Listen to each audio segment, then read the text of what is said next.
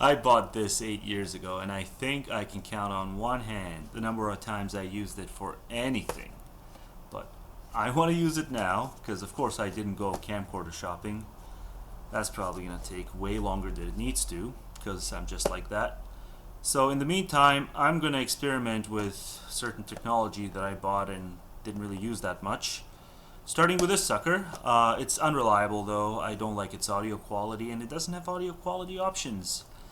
And I don't think it can record for that long, so I'm going to be mindful of that, and I'm probably going to be bouncing back and forth between talking to a camera and talking into Audacity and just doing a audio packed type of video where I analyze texts. I read a bit of text and then I give my thoughts on them, or I just simply read some of the more impressive texts. But as a prelude to all that, I should probably just set up what kind of texts I want to focus on. There are texts which talk about the retributivism versus other theories of punishment and try to analyze the pervasiveness of these folk views on that sort of stuff.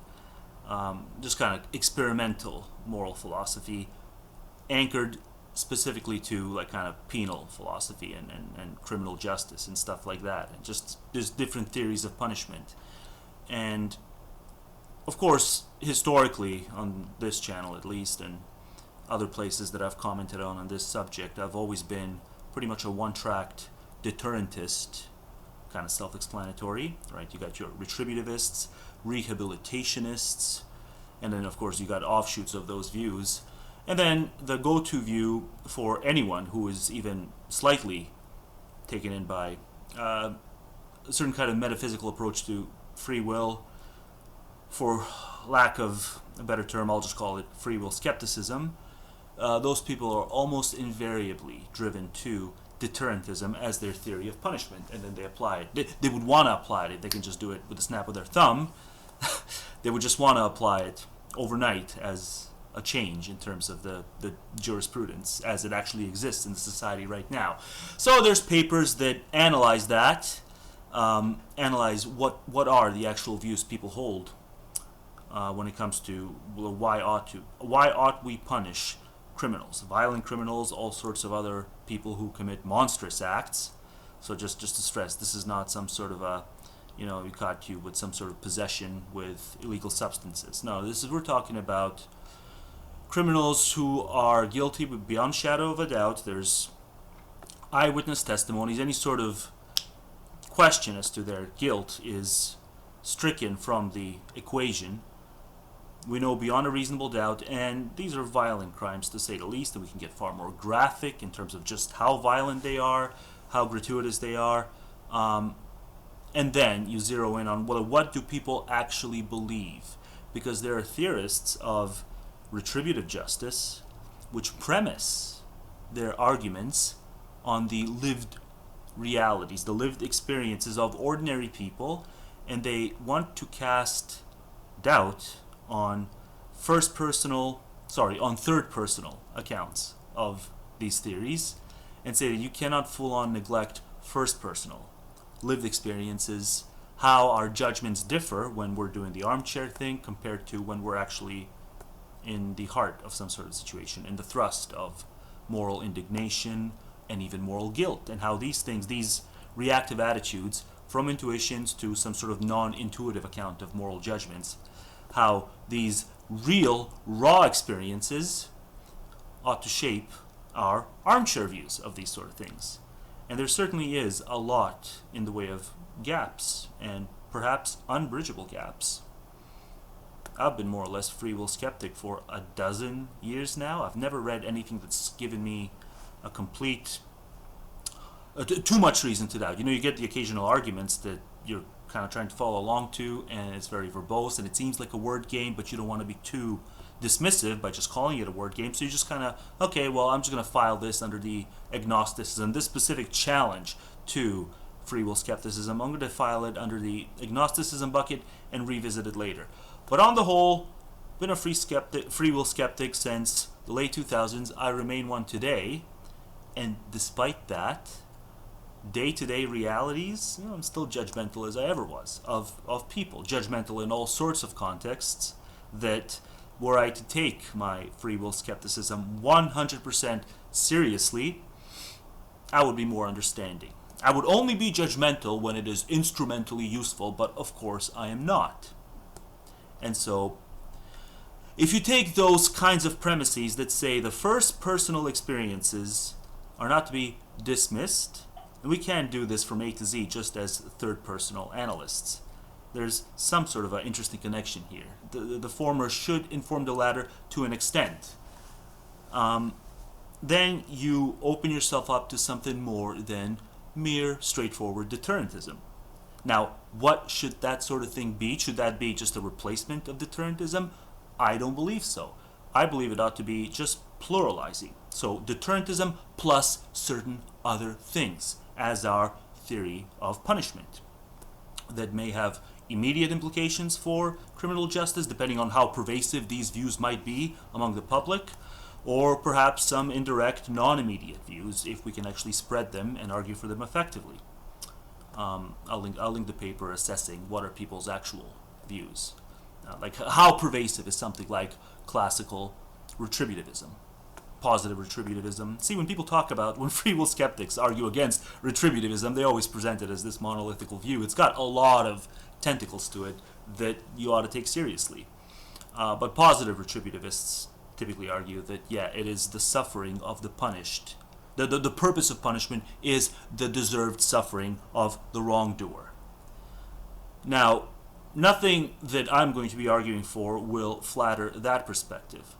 But the anti-pluralistic approach to deterrentism I will call into question, because there's certain other things that don't have anything to do with just some of these kind of midway positions. So it's not so much the deserved suffering of the wrongdoer, but the purpose of punishment is to show society's disapproval of what has happened. That's also a kind of candidate view that doesn't have an ism connected to it, but it's not strict retributivism, and it's not strict deterrentism. It's not strictly about rehabilitation. It's just one of these in-between views that you can maybe round off to something. So that's also not what I'm going to be entertaining. I'm just pretty much going to be entertaining the view where you can just hold the level of deterrence constant, and in sort of scenario A, even though there's X amount of deterrence as a result of a policy package that advances deterrence, despite the levels of deterrence being constant, 0 criminals who have been punished are brought to make amends with their victims. Scenario B, the same exact policy package is advanced, but due to some other factors, every single criminal who has been punished goes on and is brought about through the punishment process because of these other quirks in the system that are not necessarily related to the policy package, but certain things behind the scenes. Every single criminal who has wronged an individual, so this is like an individual to individual type of framework that I'm applying to this, every single individual is motivated to make amends with their specific victims. Are these two outcomes, from a theory of punishment standpoint, are these two outcomes identical? You reach the exact same amount of deterrence in both scenarios. Nonetheless, one scenario has 0 criminals who express any sort of remorse, and remorse that they directly go on to connect to the people that they have harmed and wronged, either harmed or wronged or both. So much so that in scenario B, not only do they express it to themselves and to the wardens or whoever else is around them, no, they go out of their way to, for instance, write letters. Letters as beautiful and as remorseful in their, as remorseful as sort of the letters that make the rounds about how in these old wars the soldiers wrote to their loved ones at home. It's kind of that level of beauty that elicits all sorts of emotions and makes us root for the troop who's writing letters back home, usually the ones that have made the rounds when it comes to the Civil War. Those are the sort of letters that all these punished criminals, as a result of being punished, go on to write. So, on top of the deterrence, there is 100% moral change in the punished. In scenario B, 0% moral change among the punished in scenario A. So if you're going to say, well, it's not identical, because not everything that's not directly related to deterrence is automatically instrumental and must be in service to deterrence and prevention, it's not that simple. There's other things that are non-instrumentally important in terms of the relational aspect. So what if we were to just shrink by a smidgen the level of success from a deterrence standpoint in scenario B just by a tiny little bit? So instead of being 100% successful, it's now 99% successful. Scenario A's deterrence success level remains at 100%. But nonetheless, you have all these criminals who are remorseful in scenario B and who go out of their way to write letters to individuals they have wronged. And there's a kind of restorative element in there. Not retributive, not rehabilitative even, because they're not sick at the level of their neurophysiology. They did things that were wrong. They don't need to be rehabilitated in any non-moral way. So that's why the term I would carve out for it is restorativism. They have restored themselves morally. They've undergone a moral change, every last one of them. Scenario A, the deterrence level is 100%, but 0 of them have undergone any sort of moral change. They did not even take one little itty-bitty step. But there's a tiny little bit of a diminished performance level from a deterrence standpoint in scenario B. Right? You just make the pool of reformed criminals large enough, and I will pick scenario B.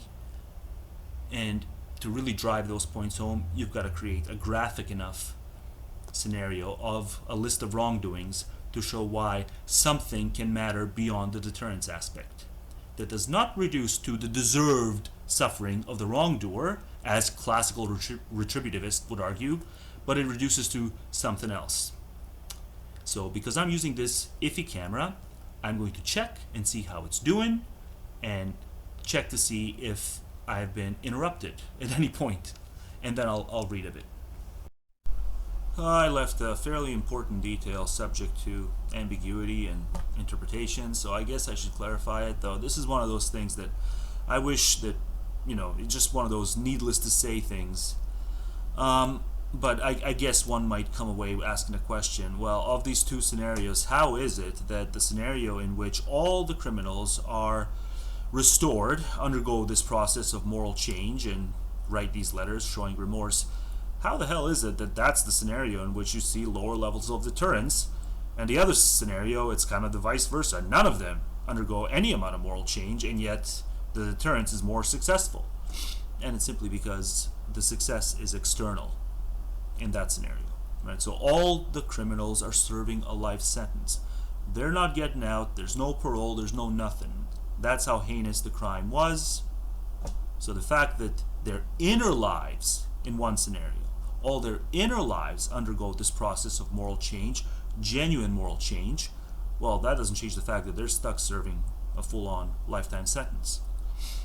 So in both scenarios, all the criminals are serving a life sentence. In one scenario, there's higher external levels of deterrence reached, and 0 change in the way of those criminals' inner lives. The second scenario, all sorts of interchange, moral restoration on the part of the criminals, but slightly less impact in the way of external deterrence. So just in case that wasn't clear, I guess I need to specify these sort of things. I'm not sure if I should though, but yeah, just to be doubly sure that there's no confusion. Look, so I do take this beyond legal codes and retributive versus restorative versus other theories of punishment. I do apply it in certain pre-institutional, let's say, moral scenarios. So if you can just be assured that you are going to be in the company of the most virtuous person of all time, as well as the most vicious person, of all time. Just an oracle comes by and assures you of this, and so you have no reason to doubt. You genuinely believe it, right? You're about to be in the presence of the most vicious as well as the most virtuous person who has ever lived in history. Yeah, all the people we may have been able to call moral agents throughout history, just coincidentally, now you're in the presence of the best one and the worst one. By like any criteria, right? You got these. All different criteria is based on moral theories, or not even theories, but just folk psychological judgments. And it all just lines up perfectly, right? These two, you got the best and the worst. And let's say that they are almost vegetables at this point, so they're kind of bedridden, and anything they do from here on out, it's not going to impact anyone but themselves. Like they're about as powerless as two people can get. So it's like whatever, in their 90s, but they've lived this life of two lives of tremendous moral impact, negative and positive. The peak and the valley of moral impact. The highest peak and the lowest valley. And so you're about to be in their presence, and you have a resource to distribute. You can either redirect it to the most morally virtuous person who's ever lived, or to the most morally vicious person who has ever lived. And it just so happens that this is the sort of resource, there's only one, right? You gotta choose who to distribute it to. They're not doing too shabby, but yeah, they can both be, have their quality of life, the last few weeks of their life, of them being alive, you can have the quality of their life substantially rise. But it just so happens that this is the sort of resource that'll do slightly more for the most vicious person who has ever lived than it will for the most virtuous person who has ever lived. And now you got to make this call. And it may not even be that much of an intuition pump if we just treat them as these separate individuals who have no history together. But what really makes the intuition pump, this sort of scenario that I've had bouncing around in my head for a few years now, and that sort of rekindled my interest in the literature for the theories of punishment debate. It's just this sort of standalone scenario. It says, I know there's nothing in me, regardless of my abstract views. Right? The abstract views don't march to the tune of my practical moral aims, and no amount of doubling down on what the abstract verdict says will impact what I would do in that scenario. And then especially if we make these two individuals have a shared history together, where the most vicious person not only does a bunch of horrible things to other people, but consistently and predictably harms the most virtuous person, to the point where at no point, right, from preschool, elementary school, high school, college, work contexts, the most vicious person has always had a leg up on the most virtuous person of all time, and has harmed them in ways that I'm not going to get into the graphic nature of it now, because then I'm just never going to get around to the texts. But he owes them a lot, and there's been zero remorse. And now you, as a third party, as an onlooker, who do you distribute that resource to? You are just made aware, you can just stipulate that the most vicious person will get slightly more out of this resource just because of the way they're constituted. It'll do more for them. They're not a danger to anyone at this point. They're pretty much bedridden. They're powerless. Just nothing in me that would allow me, just at the level of moral pull, to even entertain for one split second directing that resource to the most vicious person, irrespective of the fact that they can't do anything to harm anyone from here on out. So, I mean, you can ask people to decimate their intuitions and other sorts of raw moral judgments day to day. Maybe you can ask them to decimate them, but you will never, if you ask them to full on eviscerate them, leave nothing that is appealing at that raw level, and just be anchored by the armchair prescription, that is untenable, I believe. You have to integrate the two. It doesn't mean it has to be a full-on 50-50, but you've got to integrate how you would react, at least to some extent, your reactive attitudes with your systematized, rigorous, detached prescriptions for what is right and wrong. And that entails a certain level of pluralism. And if you want me to raise the stakes, I'll raise the stakes. So here, I just talked about, maybe kind of improving both of them, but improving one slightly more than the other. But really, it does work both ways. It can be about having to choose who to send to a really bad time for a certain, let's say, not so short but not so long period. Maybe we can do one of these iterated City of O'Malice dilemmas where you get to replace who the suffering kid is. You get to replace the suffering kid with one of these two subjects who are now bedridden. The most virtuous person of all time who has been persistently harmed by the most vicious person of all time and has never received anything in the way of an apology or even just a gesture of remorse. And likewise with the resource, it just so happens that the most virtuous person of all time is constituted in such a way that their torture in Omalas as the sacrificial lamb for the city to have its wonderful positive effects on all the other inhabitants of the city, it just so happens that being confined to those conditions will harm them slightly less than it will harm the most vicious person of all time. Who do you send to this iterated version of Omalas? I would send the most vicious person of all time. Because I would not be capable of doing anything other. Irrespective of how much time I spend reading something in defense of, let's say, pure welfarism that doesn't even give an inch to basic desert. Or in this case, it's not even basic desert, it's relational desert. Basic desert would say, if you have a chance to kick some monstrous historical figure, say Ivan the Terrible, you have a chance to kick Ivan the Terrible in the shins, well, you do it. Even if it accomplishes nothing else, just kick Ivan the Terrible in the shins, make him that much worse off. But see, that's not what this is. This is relational desert. There's two subjects, and they have a shared history, and you can pick one to benefit or harm at the expense of the other. And it is that relational aspect that really makes my intuitions just stuck, even though I've dismissed the role of libertarian free will in moral decision making, in any sort of decision making. I have full on dismissed it, but nonetheless, my intuitions, I've waited year after year to do this sort of video to see if anything will change. Maybe you give enough years as a hardened free will skeptic. See, if enough years pass, maybe my intuitions will catch up with my cold, hard, analytical judgments, the thing that the pure theory would advocate for.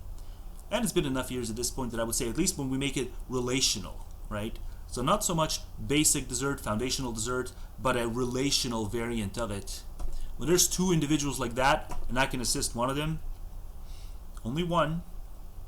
So if I can assist both, okay, I'll assist both. But if I can only assist one, and there's really that much contrast between the two of them, and this shared history where one has persistently abused the other, and never apologized for it, never so much as given a little bit of a nod suggesting remorse.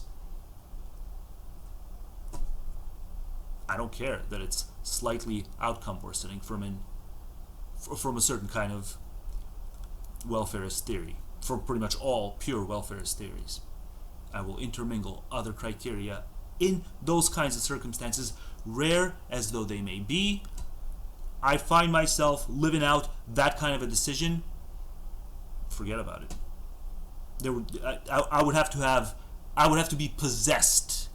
I would have to be manipulated as per these standard manipulation cases to direct it to the person who will be slightly more benefited, the most vicious person of all time. And so that motivates this whole rekindled interest that I have when it comes to the literature on criminal punishment. So I'll get to the text now, but I just felt the need to add this on because it has implications beyond how we construct our institutions. I think it has first order normative moral theory implications. Unless you're very different than me. So maybe the people who they've been free will skeptics for a very long time, and they've actually found that over the course of their free will skepticism, they have managed to full on eviscerate their intuitions that would put some amount of weight on these considerations of justice and relational desert. If you are one such person, or if you have known of any such person, let me know. But I would suspect, just as I suspect with Buddhists who talk about the no-self doctrine, I've seen people talk about it. I've seen people talk about their ego death. I've seen people talk about how they've had awakening after awakening, and now they are different because of these experiences they've had. And you just wait enough time, and you'll catch them. You'll catch someone who spouts the no-self doctrine, taking the self very seriously. Just given enough time. As with ego dissolution, just observe them for long enough, you'll find them being completely wrapped up in some sort of egoistic worry. So there's example after example where people say they've reached some sort of enlightenment, and as with moral theory enlightenment about not caring about relational desert in the slightest, like, no, you may spout platitudes about not caring about it. If you were in the hot seat, in the throes of having to make such a decision, and especially if we don't consider it between two strangers, if we consider it between someone you care about profoundly having been wronged by some bastard, but then you are assured that directing the resource to the bastard is going to do more for him than it will for your loved one who's been wronged by the bastard persistently, do slightly more for them, their quality of life. Spike it up a bit more. And then nothing else from there on out will be done, because they're on their deathbed. They're pretty much a vegetable now. They can't hurt anymore. No, you still wouldn't do it. You might start entertaining to do it when they show remorse and suggest that they're ready to make genuine amends for having wronged someone, in this case someone you care about, persistently. This is not to be papered over. Well, I'm officially annoyed. There's a couple of entries making reference to restorative justice, so not restorativism, but restorative justice, so close enough. And they're not talking about what I'm talking about. So this one on reconciliation I haven't read, but I did look into this one on legal punishment. Let me just increase it. Restorative justice and restitution. Many abolitionists look to restorative justice as an alternative to punishment. Restorative practices and programs also play an increasingly significant, although still somewhat marginal, role within the criminal process of trial and punishment, but our concern here is with restorative justice as an alternative to punishment. So just pie in the sky thinking that the premise has to be, right, when you're talking about abolishing as opposed to reforming, the premise has to be is that 100% of criminals and offenders are driven by environmental, let's say, socialization and acculturation and things along those lines. That's what causes them to engage in the activities that they do. And if we drastically alter those inputs, then the output will be all good, and you won't have a need to punish anyone. So, of course, it just denies the biological roots, at least of certain criminals and offenders, the biological roots of what drives them. Everything has to be environmental. So, I'm just annoyed that they took the word restorative for this. They had a word. We all knew what their word was. It was just abolitionism. But now they have to kind of use a subset of their abolitionism and piggyback on the word restorative. So that annoys me. So nothing that I'm talking about when I say restorativism is hospitable to abolitionism. I just wanted to make that clear. And I also need to make clear, because I'm talking about the relational aspect. So just because I made reference to the relational aspect doesn't mean, let me get to it here. There's another entry, of course, on intergenerational justice. So I am neither hospitable to abolitionism when I talk about restorative angles to this, and likewise with intergenerational justice, because it's all about de-individuation. So if a descendant A wrongs descendant B, or sorry, ancestor A wrongs ancestor B, it kind of implies that descendant A has a certain kind of obligation to aid in benefiting descendant B, even though everyone acknowledges that just empirically, descendant A, within his own lifetime, didn't do a damn thing to harm descendant B. But the history, according to this theory at least, let's see what they say. Do justice considerations apply to intergenerational relations?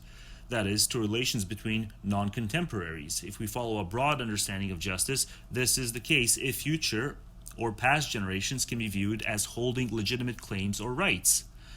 There's no way to advance this without spitting in the face of a strict conception of individual interests. You're going to have to say that the aggregate interests are prior to individual interest in the majority of cases, if this is going to be important enough to be institutionalized and legalized. So the only way that, as I was talking about in the first couple of clips, the only way that we can take the past as mattering at the level of theory of justice or just our normative theory, the only way the past can matter is if we look at individual A wronging individual B. The moment those two individuals die, it's too late. Their children and great-grandchildren and so on and so forth, all the way to descendants, we cannot expand those judgments to other individuals. It only takes effect when the individuals who wronged each other, or in this case, in the case that I presented, when individual A who persistently wronged individual B, when they're still alive. The moment they die, so do the moral implications of what they did to each other relationally. That's all. So I didn't mean to imply that the article is entirely uncritical. There's a fair amount of criticism within the section on restorative justice about linking it to abolitionism.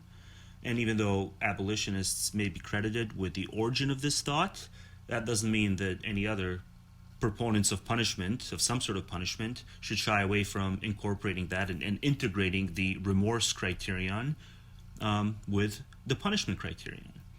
It doesn't mean they have to entertain abolitionism in order to integrate the apology element to it.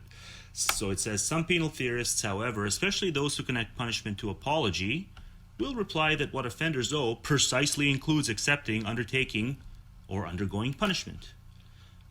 See, this is the problem with doing the sort of video where you're not just yelling into a camera for an hour straight and ranting, and then reviewing what you said and feeling the need to, because you have an hour straight where you've said a bunch of things that are kind of overkill, and then you go, well, there's just too much to account for here, so I'll just update the low bar where I kind of need to self-correct. But if you're going in these smaller bits, then it's easier to actually correct it before you do the full upload.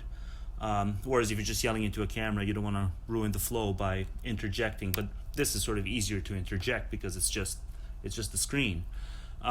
With the last bit, I made it out as if intergenerational something, whether justice or anything else, right? The moment intergenerational is used, it's immediately a dirty concept, and I don't believe that, and that's overkill. If anyone does believe that, intergenerational concerns can certainly be valid concerns. And this paper by Frank Ramsey gets at it, a more sensible approach to it, I would say. I didn't read this full article, but from what I've read so far, it's in the wheelhouse that I was thinking of, so it doesn't negate the idea that individual interests are prior to the interest of the aggregate. It's, at least so far, it seems to not run afoul of that concept. The core thing to keep in mind, I'm not even saying you have to read this whole thing, because I don't want to overwhelm people with entry after entry. The core thing to keep in mind is that when I say not the rights of individuals, but the interests of individuals, because the interests themselves, I believe, are prior to the rights, which a lot of people don't grant. Usually people who go on about individualism, they believe that, just as they believe that the deontic is prior to the evaluative, they also believe that rights are prior to interests, which is insane, but it's not insane for them because they believe in the concept of natural rights, and that's a dirty concept. But neither here nor there for the purposes of this recording. All I want to point out is that when I say the interests of individuals are prior to the interest of the aggregate, that simply means that even if you cannot do anything to benefit the aggregate, because the supply of individuals who can be harmed and benefited is infinite, and therefore the good and the bad are themselves infinite, right? And you cannot alter something that has an infinite quantity because it's infinite, right? That wouldn't demotivate you from altering, benefiting any given individual, right? So it's not that I believe any sort of sacrifice, like sacrificing one for two or more, not for the aggregate, but think about it from the standpoint of two or more individuals, like that's off limits. That's not the point. The point is, even if we stipulate that the aggregate is infinitely good or bad, it's still the case that each individual's badness can be reduced because it is finite. As soon as you grant that, you'll understand that the evaluative standing of the aggregate is always parasitic on the evaluative standing of all individuals. And you run into all sorts of welfare diffusion problems if you ignore that. And I would actually like to see, maybe it's the case that somebody would be demotivated if you just guarantee them, if they just believe that they have obtained knowledge that is irrefutable, that suffering and flourishing will be infinite because the supply of sufferers and those capable of flourishing will itself be infinite. And if that would itself be enough to demotivate them from benefiting any given individual who is imperiled and just terribly off, because they really do believe that individuals are just these vessels that contribute to the aggregate. I'd love to see experimental moral philosophy tackle that question, but obviously that's a different topic for a different video. Right now I just want to point out that you can worry about intergenerational things without being some sort of a rabid communitarian or something, believing in communal goods that are good even though they don't reduce to benefiting any given individual. Like Larry Temkin argued, and he was explicit in arguing, yes, there's these communal goods, and they're not good because they benefit the lives of individuals. They're just good because they're communal goods. They are terminal ends in and of themselves. He couldn't have been more explicit, and he's kind of a respected philosopher, and it pisses me off. But this Frank Ramsey seems to have the right idea. Responsibly discussing issues of intergenerational justice without doing the collectivized guilt thing. So give this one a spin if you've given everything else a spin that I'm about to plug in the following sections.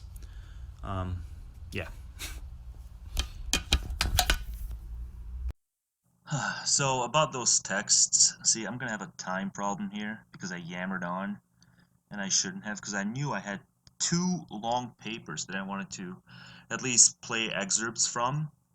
By play, I don't mean read, I mean literally play, because I can just have AI read for me instead of me reading. It's nice and crisp when AI does it, and when I select the appropriate voice.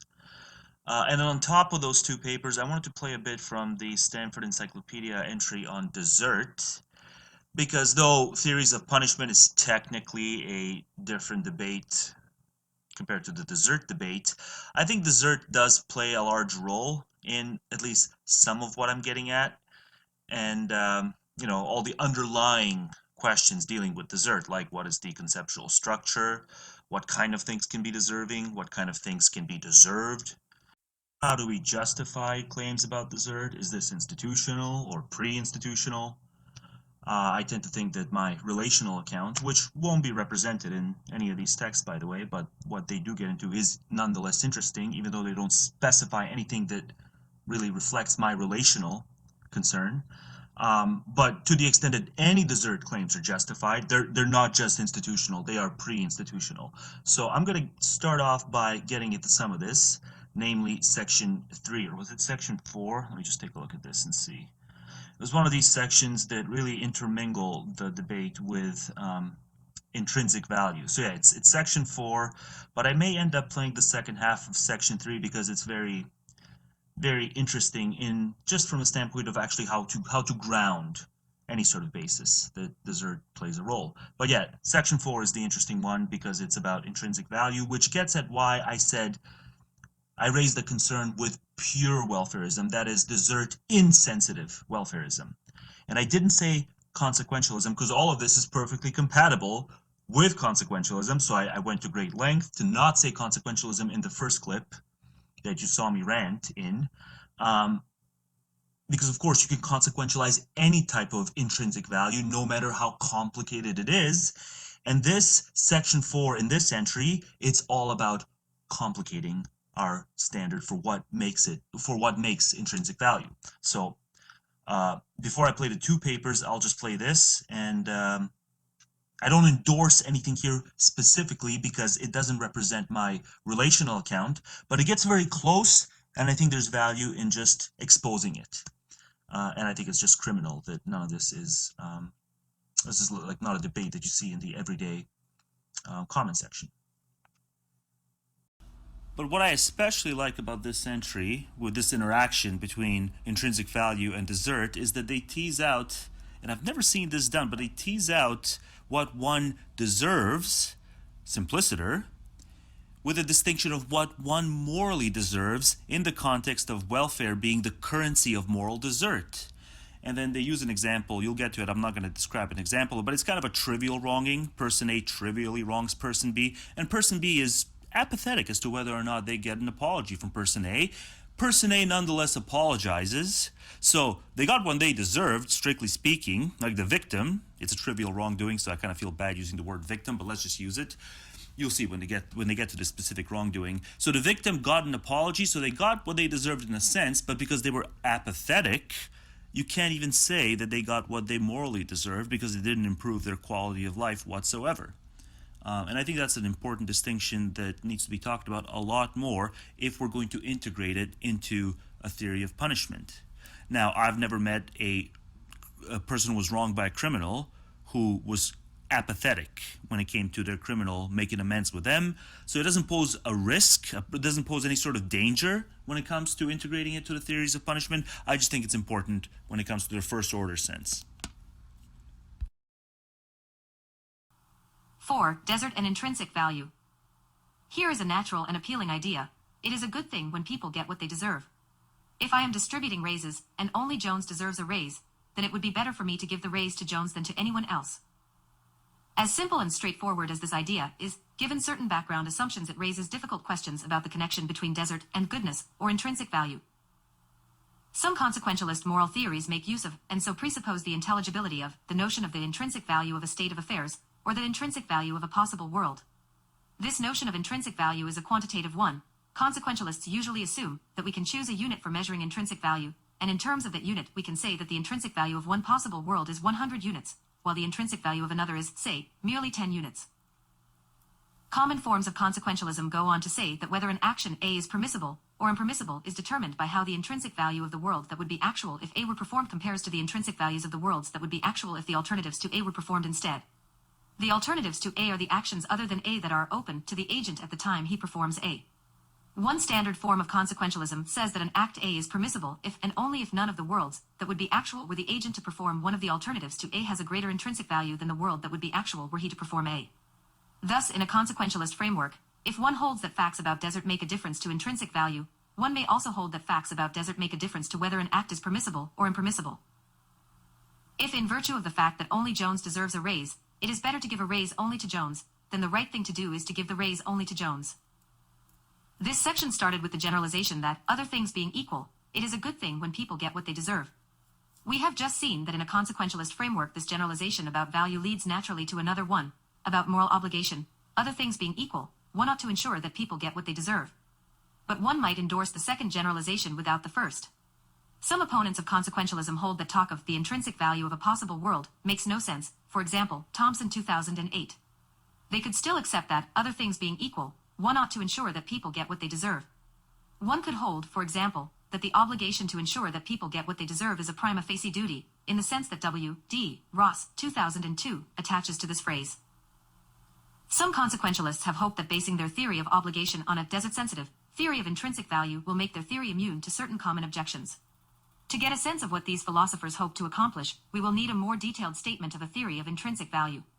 We will make use of the notion of individual welfare or well-being. Talk of someone's well-being is talk of how good their life is for them. We may speak of how good someone's life is at a particular moment, or how good their life is as a whole. Our focus here is on welfare values of entire lives. Let us assume, as is common in discussions of desert, that welfare is a quantitative notion. We can choose a unit for measuring welfare, then for each person there is, relative to that choice of unit, a number that represents how good that person's life is for them. One simple, non-desert sensitive, theory of intrinsic value for possible worlds says that the number representing the intrinsic value of a world is equal to the sum of the numbers representing the welfare values of the lives of the people in that world. According to standard consequentialism, combined with this theory of intrinsic value, distribution does not matter. All that matters, for determining whether an act is right, is the sum total of the welfare in the world that would be actual if that act were performed, and how that sum total differs from the totals in the worlds that would be actual if some alternative act were performed. It does not matter how good any particular individual's life is. John Rawls famously argued that this is an objectionable feature of the theory, Rawls 1971, 26. His target is a slightly different theory of intrinsic value. A desert-adjusted theory of intrinsic value might yield a version of standard consequentialism that evades this objection.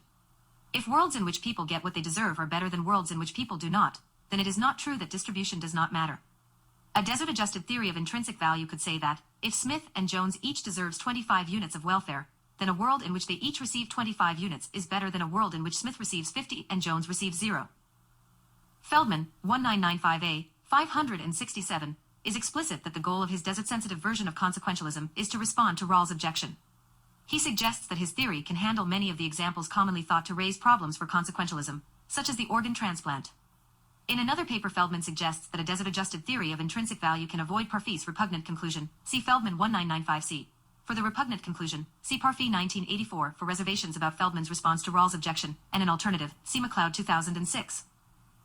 What might a desert-adjusted theory of intrinsic value, one that might form the basis for a desert-sensitive version of consequentialism, look like? To evaluate desert-adjusted theories of intrinsic value, we need to see them stated at a greater level of detail than we have seen so far. Presumably, if it is a good thing when people get what they deserve, then if the people in world W1 are closer to getting what they deserve than the people in world W2, W1 is better, has a greater intrinsic value than W2, other things being equal. But again, intrinsic value is a quantitative notion. So it makes sense to ask, how much better is W1 than W2? 10 units. 100 units. Even if we say a lot more about what worlds W1 and W2 are like, the answers to these questions are not obvious.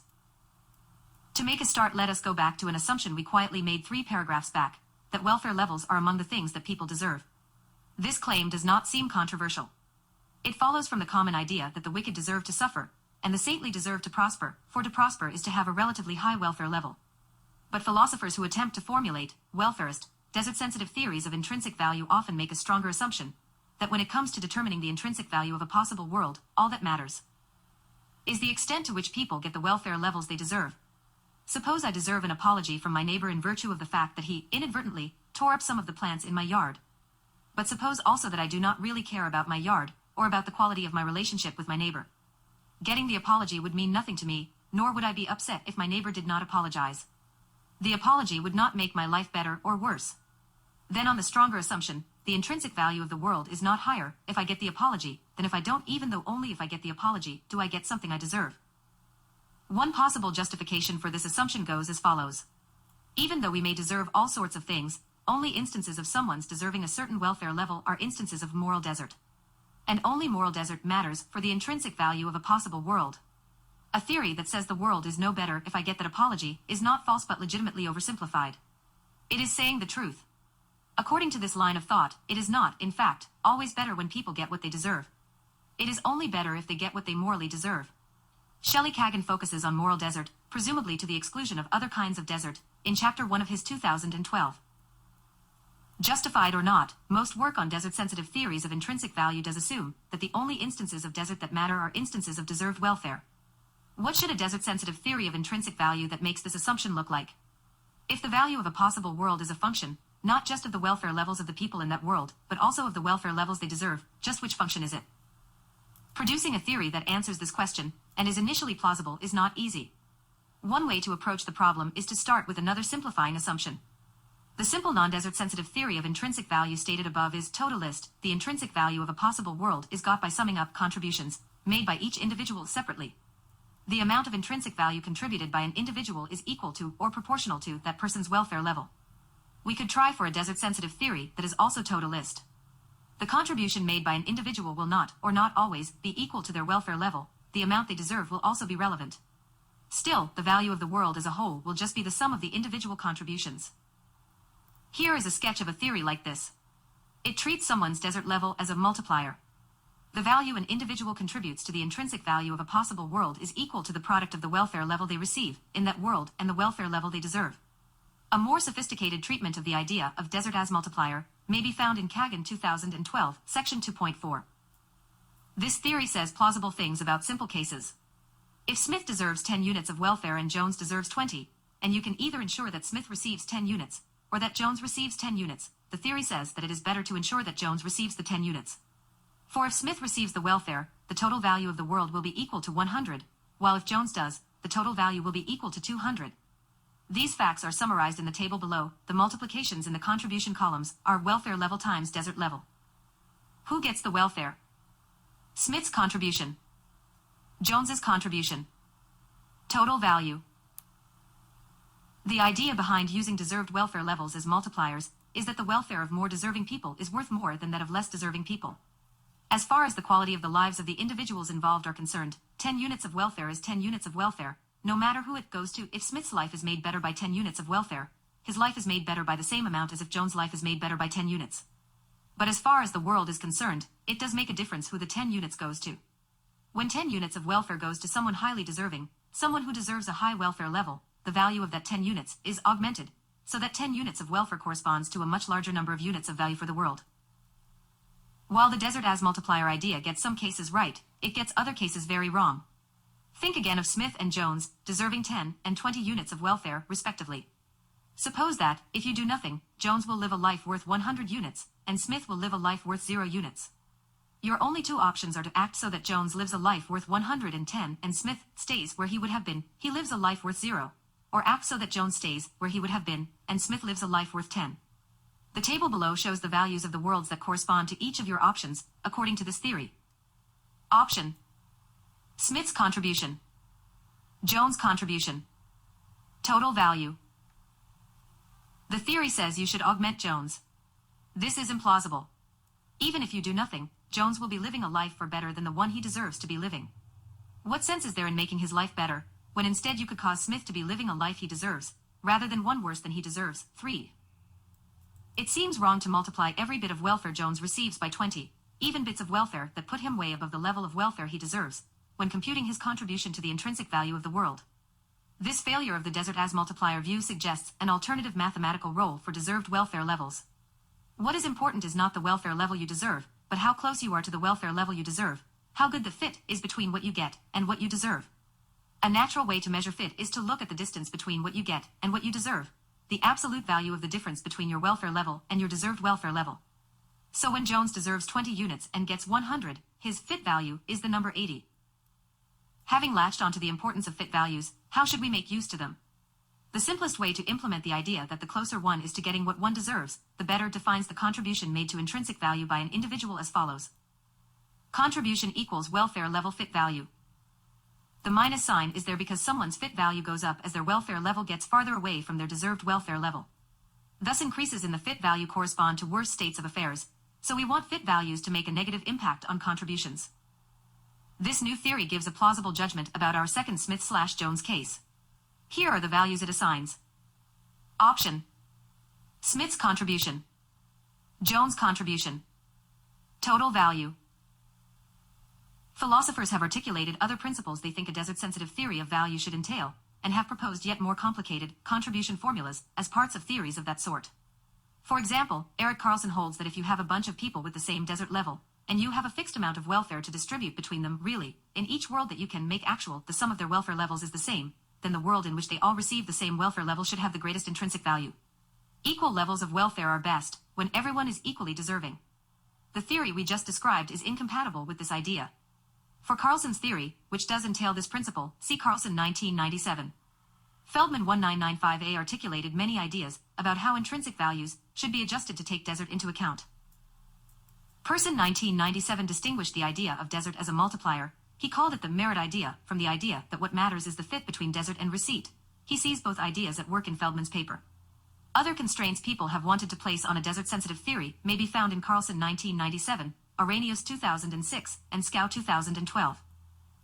The theories we have discussed so far aim to be, overall, theories of intrinsic value, all things considered, even if they may make some simplifying assumptions about what is valuable. Another approach to theorizing about desert aims to do something different. Shelley Kagan, in his book The Geometry of Desert, 2012, aims at a theory of intrinsic value from the perspective of desert. To have a complete theory of intrinsic value, one would have to take Kagan's theory and find a way to combine it with theories of value from other perspectives. Kagan's book is by far the most comprehensive discussion of the role of desert in the theory of value. He discusses both non-comparative desert and comparative desert. Without trying to be too precise about this distinction, comparative desert concerns how the fit between one person's welfare level and desert level compares to that of others. Non-comparative desert ignores these comparisons. His theory of non-comparative desert comprises several claims, the core of which are these. It is best, from the perspective of non-comparative desert, when someone gets exactly the welfare level they deserve. That is, a world in which he gets exactly what he deserves is better than a world in which he gets more or less, other things being equal. If someone has a positive desert level, then it is better, from the perspective of non-comparative desert, if they get more than they deserve, than if they get less, by the same amount. Moreover, the degree to which it is better to get more than one deserves increases as one's desert level increases. The opposite is true if someone has a negative desert level. The image below illustrates these claims. Each mountain plots an individual's value, from the perspective of non-comparative desert, as a function of their welfare level. The peak of a person's mountain sits directly above the welfare level that person, non-comparatively, deserves. This illustrates claim 1, that things are best when someone gets the welfare level they deserve. Note also that the mountain on the left-hand side of the y-axis has a steeper eastern slope than western slope. This illustrates part of claim 2. It indicates that if you could either overcompensate a person who deserves a negative amount of welfare, or undercompensate him, by the same amount, it is better to undercompensate him. The mountain on the right-hand side of the y-axis illustrates the corresponding claim about someone with positive desert. It is better to overcompensate than to undercompensate such a person. The image also illustrates a claim that Kagan calls bell motion. This claim is also part of the mountains swing in a counterclockwise direction as they move from left to right in the diagram. Mountains farther to the right have shallower eastern slopes and steeper western slopes. This means, among other things, that if you have to overcompensate one person by a fixed amount, it is best to overcompensate the person with the highest desert level. Overcompensating makes things worse from the perspective of non-comparative desert. Overcompensating the most deserving person is, however, less bad, brings about a smaller vertical drop in the graph than overcompensating anyone else would. Figure 1. So far we have been discussing Kagan's theory of non-comparative desert. His theory of comparative desert is meant to answer questions like the following. Suppose that there are two people, that one of them is getting more welfare than he deserves, and that there is nothing we can do about that. What must the welfare level of the other person be, if the demands of comparative desert are to be perfectly satisfied? Kagan advocates what he calls the Y-gap view. The image below illustrates this view. Suppose that the mountain on the left represents the person whose welfare level we cannot control, and the mountain on the right represents the person whose welfare level we can control. Then we should overcompensate the person on the right by that amount, which results in his Y-gap being the same as that of the person on the left. A person's Y-gap is the vertical distance between the peak of his mountain and his actual location, in this case, on the eastern slope. The vertical bars in the diagram depict the two Y-gaps. In this case, although the person on the left is overcompensated by amount A, the person on the right must be overcompensated by a greater amount B to achieve the same Y-gap, and so to perfectly satisfy the demands of comparative desert as Kagan sees them. Figure 2. One question about Kagan's theory is, what exactly are we measuring when we measure intrinsic value from the perspective of desert? In his book, Kagan remains agnostic about whether it is better if a more deserving person gets exactly what he deserves than if a less deserving person does. Maybe this is better, but maybe, on the other hand, a situation in which someone who deserves a high welfare level gets exactly what he deserves is just as good as a situation in which someone who deserves a low, but still positive, welfare gets exactly what he deserves. 2012, section 4.3. However, on one natural understanding of the perspective of desert, there is not much room for debate here. It is natural to think that from the perspective of desert, just means taking into account only how close people are to getting what they deserve. If this is right, then it is obvious that a situation in which someone who deserves a welfare level of 50 and gets a welfare level of 50 is just as good, from the perspective of desert, as a situation in which someone who deserves a welfare level of 200 gets a welfare level of 200. One who held this view can, of course, say that in another sense the second situation is better. It is better all things considered, because the total amount of welfare in that situation is higher. The fact that Kagan does not think it obvious that the two situations are equally good from the perspective of desert is evidence that he rejects this account of what the perspective of desert is. For more on this question about Kagan's theory, see Appendix I of Feldman 2003 and Scow 2014. Shifting back to the theories of punishment debate, This paper is an experimental one. It just looks at what people actually believe, tries to sniff out whether the claims of positive retributivists are widespread among the population. It concludes with a no, so I'll play the conclusion only. I suggest reading the full thing, but for the sake of time, I'm just going to play the conclusion. And it's important because I can see how someone might think that I'm opening up a can of worms by relying on people's intuitions. And, well, what if the intuitions are lined up with retributivism more so than with this restorativism? I mean, it kind of starts with an R and ends with an ism. It must be similar, right? Well, it's not similar, and I think it does actually line up with the findings of this paper. Intuitions are not. They do not resemble. Intuitions of the masses, by all accounts, the best evidence we have so far, they do not line up with what the philosopher Michael Moore, not Michael Moore, but this other unknown Michael Moore, who's a philosopher who does endorse positive retributivism on the basis of him thinking that it lines up with ordinary people's ordinary intuitions of what justifies punishment. He turns out to be wrong according to this evidence. So philosophers often just kind of postulate what people ordinarily think, and when you do trials and studies and experiments, they're often proven wrong. So usually when you see some philosopher just randomly assert, well, people ordinarily think, no, they actually have to hold their feet to the fire, like this paper does, and concludes something to the contrary. Now, I can't speculate further than that what this contrary is matches up perfectly with my restorativism, which is, I guess, my own kind of neologism that I'm introducing. But I think that if you floated it around and it received enough attention, yeah, I'd be willing to stake some money and say that people would budge in that direction. It just needs to be kind of presented to people, because it's not a position that I've heard anyone else advocate. And when I just keyword search restorativism, nothing comes up. So again, it's not rehabilitationism, it's not deterrentism, it's an in-between view, because it's characterological, right? It seeks a characterological reform of the criminal, not so much a neurophysiological one.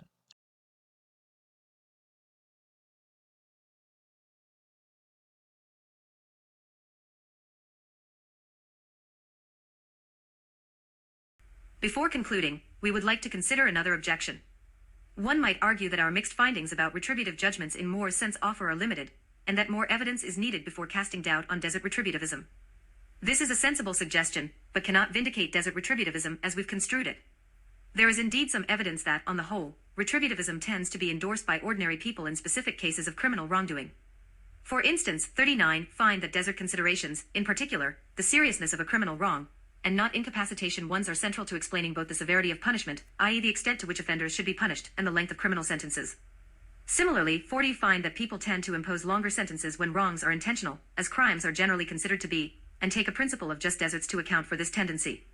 41 and 42 concludes that concrete sentencing decisions about how much any individual offender should be punished are retributive, in the sense that they generally track the magnitude of the criminal wrong, and not their preventive potential. This is so despite people's verbally professed attachment to deterrence as their preferred penal justification. Finally, 43 argues that, since people tend to overwhelmingly agree that the offense seriousness is decisive for punishment severity, we should accept the principle of just deserts as a universal justificatory basis for punishment. While informative, these studies cannot conclusively support desert retributivism as we've construed it. There are two main reasons for this. First, they tend to operate with a strictly quantitative dependent variable, which is sentence length. While sentence length might be a plausible proxy for deserved penal suffering, it might also differ from it, especially when differences in sentence length are not substantial. Most notably, sentence length or proportionality between offense seriousness and sentence length might be driven by non-retributive confounds that are hard to detect given these studies' design. Second, there is counter-evidence that ordinary people don't take suffering as such to justify punishment, even when suffering is deserved. For instance, 44 show that the harm caused by penal sanctions in a laboratory setting does not as such satisfy punishers, and that, on the contrary, punishers tend to feel worse rather than better about their penal decisions once they impose them. Similarly, 45 and 46 find that people don't consider suffering to intrinsically justify punishment, but rather tend to take suffering as an instrumentally valuable medium that shows whether offenders understood their offense was morally wrong, and thus conclude that desires to worsen the offender's emotional state might simply be a proxy for more functional latent goals, such as delivering a message to the offender. 46.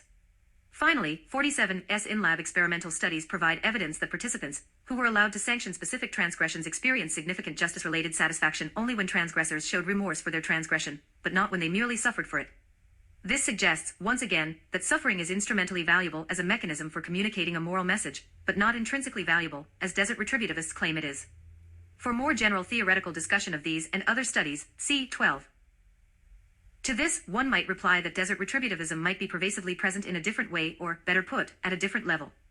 Innovative Studies 1348 offer some evidence that many, though not most, people prefer to engage in punishing those who violate generally accepted fairness norms, even when punishment is resource costly and remains secret such that it cannot function as a moral communication device. This hidden punishment 48 phenomenon has prompted some philosophers to argue that imposing some suffering on wrongdoers, even if doing so serves no other moral purpose, might simply be a basic, independent part of our moral worldview. 49. On this interpretation, we are all pervasively, if hiddenly, retributivists. But even if basic retributivism might partly support the retributivist's pervasiveness claim, it cannot support its sufficiency claim. Largely unreflective norms cannot in and of themselves provide enough reason to punish, nor can they provide conclusive reasons to punish for most of us. This might explain why, in the study by 48, costly punishment rates were significantly higher when punishment was not hidden. Note also that basic retributivism is not the only way one might interpret the hidden punishment phenomenon.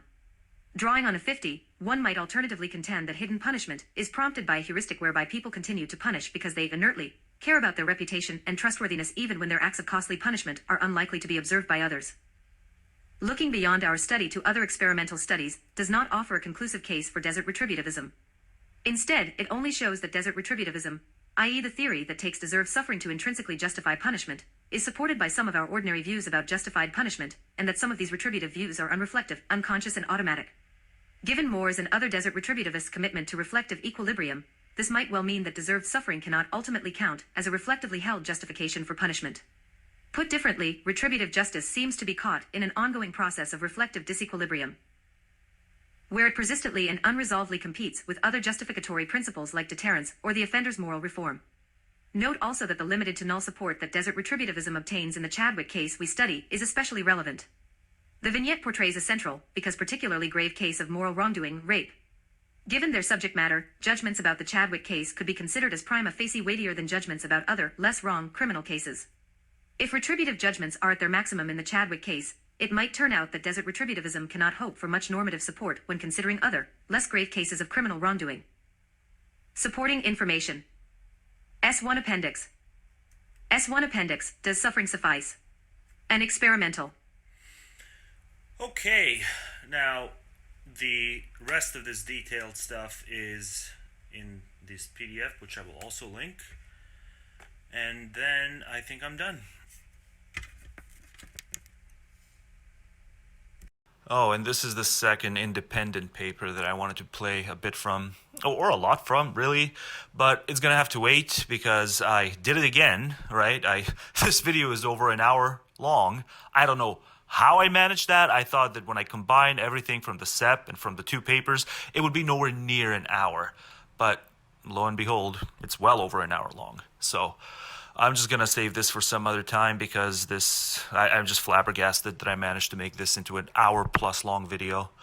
Yeah, any questions? There's a bunch of other things I wanted to say, actually, and cover more bases, but I think I've covered my bases enough, so I'll just upload this.